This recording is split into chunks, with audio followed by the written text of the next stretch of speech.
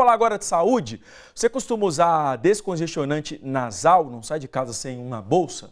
Como não há exigência do receituário médico, é fácil comprar, muita gente usa como se fosse salvação, mesmo para o problema da obstrução nasal. Só que esse uso, gente, indiscriminado do medicamento, que é sim eficaz a curto prazo, além da dependência, pode provocar desde uma rinite medicamentosa, que seria a consequência menos complicada, a outros problemas mais preocupantes. A gente aproveitou para convidar o otorrinolaringologista Antônio Roberto Ferreira Seton para trazer esse alerta. Bom dia, doutor. Bom dia, obrigado líder. pela Tudo presença bem? aqui com a gente. Muito obrigado, rapaz. Muito obrigado pelo convite. Bom, muita gente não sabe que está correndo riscos ali usando porque às vezes não sente nada. Já é um vício, é um costume tão grande que a pessoa já tem aquele hábito de colocar ali, de estar sempre andando com ele, sem mesmo sentir a necessidade. É automático mesmo. É verdade. É importante que a gente diga que o uso do descongestionante nasal não é proibido. O que é proibido é você perpetuar o uso. Ele é um medicamento extremamente eficaz. Nós, como otorrinolaringologistas, prescrevemos diariamente, mas que fique bem claro, o tempo máximo de uso deve se restringir a 5 dias. A partir daí, você já começa a desorganizar todo o funcionamento do nariz e, como consequência disso, o restante do organismo vai sofrer consequências de modo muito parecido. O que acontece que as pessoas que têm essa orientação, né, para usar durante esse período, como você falou, no máximo 5 dias, mas muitas vezes continuam usando depois, porque traz um conforto. O que seria isso? Porque as pessoas continuam usando depois e acabam criando esse vício, digamos assim. Muita gente tem esse vício. O grande problema, como você falou inicialmente, é exatamente porque é um medicamento que ele é utilizado, ele é vendido sem prescrição médica, né? Então, como se trata de uma medicação extremamente eficaz, quando o indivíduo ele se vê assim, com o nariz completamente obstruído e ele tem acesso fácil àquilo, ele usa e ele se sente muito bem e aí ele termina utilizando aquilo dali e na hora que ele quer parar de usar não consegue mais. Então o grande problema não está quando o medicamento é prescrito, e sim quando ele é comprado por iniciativa própria. Isso. Quais são os riscos que as pessoas podem ter? Porque eu falei aí, né, da questão dos problemas mais simples até problemas mais graves, né, que as pessoas que usam mesmo dessa maneira exagerada podem ter. É verdade, você disse muito bem, a obstrução nasal é o efeito colateral menos complicado que esse medicamento pode dar. Mas ele é absorvido também pelo restante da circulação, né, do nosso corpo. Então, nós podemos ter, além da obstrução, nós podemos ter o quê? Arritmias cardíacas, as taquiarritmias, podemos ter aumento da pressão arterial, nós podemos ter aumento da pressão do globo ocular. Então, importante salientar para o paciente que tem glaucoma. Até mesmo o mau funcionamento da próstata pode ser observado com o uso desse tipo de medicamento. Muita coisa, traz muitos prejuízos mesmo, né? Outra coisa, doutor, as pessoas que têm já o hábito de usar também, justamente porque sentem, né, tem essa coisa de ficar mais confortável, elas podem estar mascarando outros problemas também? Cada vez que eu senti um desconforto, eu vou usar e tem aquele problema, aquele incômodo passa, mas ela não procura um médico, não procura uma orientação e aí pode estar mascarando um problema mais sério também. Rapaz, é verdade, essa possibilidade é real. Porque, veja bem, nem sempre a obstrução nasal é uma coisa simples e transitória, como, por exemplo, um resfriado, uma gripe, a exacerbação de um processo alérgico. Às vezes você pode ter tumores que se desenvolvem na cavidade nasal e eles evoluem exatamente com a obstrução.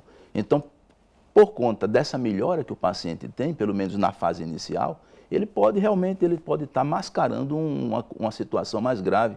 E às vezes a situação é uma situação na qual você precisa inclusive utilizar antibiótico, por exemplo, uma rinocinusite infecciosa. Então você está tratando a consequência e não a causa. Muitas vezes a pessoa acaba fazendo uso desse medicamento, mas ela tem algum problema que ela precisa combinar com antibiótico, com outra coisa, e ela não sabe. E ela vai mascarando aquilo ali por muito tempo, né? Que acontece bastante. Isso é verdade. Uma das grandes causas de obstrução nasal são as rinites alérgicas. E no nosso meio, cerca de 20% da população mundial é portadora de rinite alérgica. Então, o indivíduo ele começa a utilizar o descongestionante E muitas vezes a rinite ela não vem sozinha, ela vem acompanhada de um processo infeccioso. Então, ele, além dele não resolver o problema de base, que é um quadro de natureza infeccioso, e o processo inflamatório da rinite, ele ainda está gerando para si um terceiro problema, que seria exatamente a rinite medicamentosa. Agora, falando aí já no funcionamento do nariz mesmo, a pessoa que ela teve aquele problema, foi orientada a usar, né, durante os 5 dias no máximo, mas continuou usando e aquilo ali, por conta própria, ela pode desenvolver algum problema, alguma interferência no funcionamento do próprio nariz? Sem dúvida alguma. O nosso nariz, como todos os órgãos do nosso corpo, ele tem um funcionamento padrão. Então, isso a gente chama de ciclo nasal. Então, o que vem a ser o ciclo nasal? O ciclo nasal nada mais é do que um fenômeno que existe, onde nós sempre vamos ter um lado do nariz funcionando melhor do que o outro. Certo. Então, o nosso nariz, diariamente, ele produz cerca de 1 copo, vamos dizer assim, de secreção de muco por dia, que nós deglutimos naturalmente.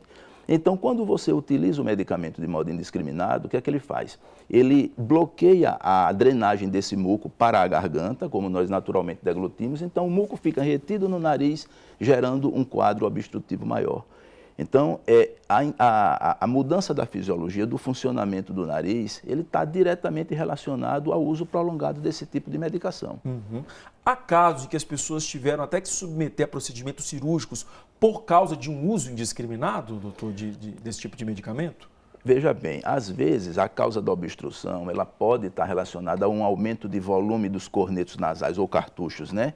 Então, quando esse medicamento ele é utilizado assim por muito tempo, às vezes você provoca uma incapacidade, vamos dizer assim, do organismo dele fazer reverter o tamanho desses cornetos. Então, eles que já estão grandes, eles terminam aumentando de tamanho e muitas vezes é necessário realmente um procedimento de retirada parcial dessas estruturas que nós temos dentro da cavidade nasal. Agora, para quem já usa há muito tempo e tem dificuldade, claro, de deixar de usar, de abrir mão, sabe dos riscos, né? O que a gente está falando aqui, muitas vezes a pessoa sabe, mas ela não consegue abrir mão. Ela só se sente bem usando, né, o medicamento. Qual que é a orientação para essas pessoas? Repare bem, a orientação é a seguinte, nós temos medicamentos que nós podemos utilizar nessa transição entre o uso do medicamento e a retirada completa do uso dele, né?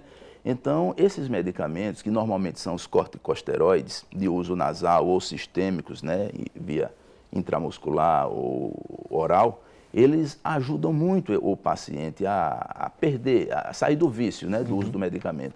Mas, volto a dizer, deixar de usar o medicamento realmente é a forma mais eficaz. O paciente ele vai passar alguns dias com o nariz bastante obstruído, mas é importante salientar que não se respira só pelo nariz, a boca também é uma porta de entrada.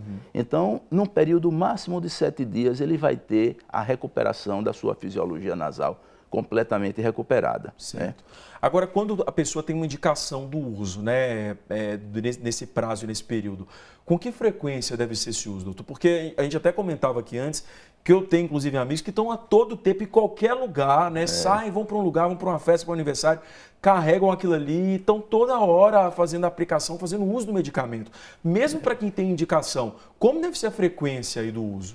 Esses medicamentos, eles têm um tempo de ação. Então, tem medicamentos que têm um tempo médio de ação de 12 horas e outros 8 horas, outros 6 horas. Então, a depender desse tempo de ação, a pessoa pode usar eles 2 ou 3 vezes ao dia, né? Ou até um pouco mais. Na verdade, o grande problema, líder, ele não está com relação à quantidade de vezes que você usa, e sim a quantidade de dias. A orientação, então, quando a pessoa se sentir confortável, antes de por ser um medicamento, mesmo sendo um medicamento que você consegue comprar sem uma receita, como a gente tem vários medicamentos, né? A gente até traz esse alerta sempre aqui da automedicação, que é prejudicial em todos os sentidos para qualquer coisa. A pessoa sempre tem que procurar uma orientação de um especialista, né, doutor? Para ter ali de que maneira ela vai usar aquele medicamento antes de comprar, mesmo sem a necessidade da receita. Isso é verdade, isso é fundamental. Infelizmente, nem todo mundo tem acesso de forma fácil, né?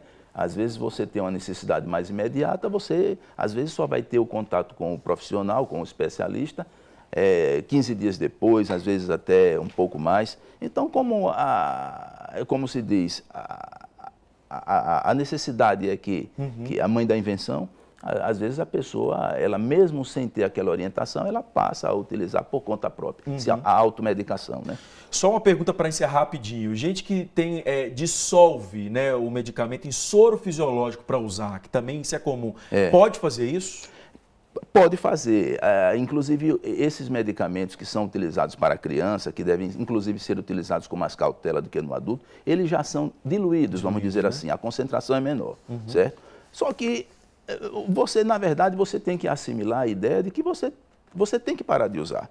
Então, não adianta apenas reduzir a concentração através de uma diluição, e sim você ter a consciência de que a abolição do uso desse medicamento realmente vai ser o caminho para resolver seus problemas. É isso. Doutor Antônio, eu quero agradecer muito as dicas aí, os esclarecimentos. Fica um alerta importante para quem é viciado mesmo descongestionante. Cuidado, viu, gente? Pode aparecer aí problemas piores depois. Obrigado, viu, Obrigado, pela participação.